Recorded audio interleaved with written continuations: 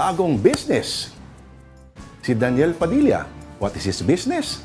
Meron din siyang resback. At yan ang iba pang balita mula kay News 5 correspondent MJ Marfori. Booked and busy. Mainit na sinalubong ng fan si Daniel Padilla sa pagbabalik sa Tanawan, Batangas. Para yan sa opening day nitong Miyerkules ng kanyang bagong business venture.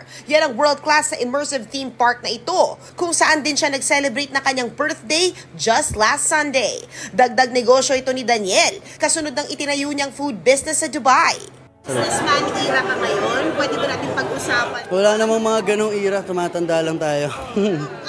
Ang theme park ni Daniel ay mala Disneyland meets Team Labs in Japan.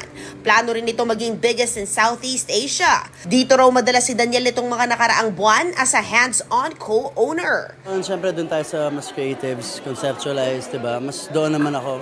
Nagbigay din siya ng update sa kanyang 15th anniversary celebration sa showbiz. Marami na tayong pinagdaanan, diba? Pero marami pa tayong mapupuntahan. At ang wish niya ngayong post-Katniel era, some solos para sa akin. I want some solo projects. Yun lang. Tinatrabaho nila ngayon ang pelikulang Nang Mapagod si Kamatayan. Aware naman daw si Daniel sa mga online chika matapos ang kanyang very public breakup.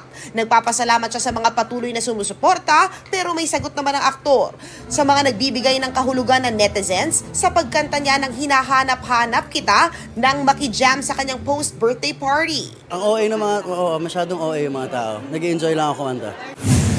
Nasa Pilipinas naman ang Nicaraguan Miss Universe si Shanice Palacios. Unang beses din ito na nakatapak sa Pilipinas. Magtatagal siya rito hanggang May 7. Wala namang detalye kung magkakaroon siya ng partisipasyon sa coronation ng Miss Universe Philippines 2024 sa May 22. Bago nito, bumisita siya sa Thailand bilang bahagi ng Asia Tour ng reigning Miss Universe.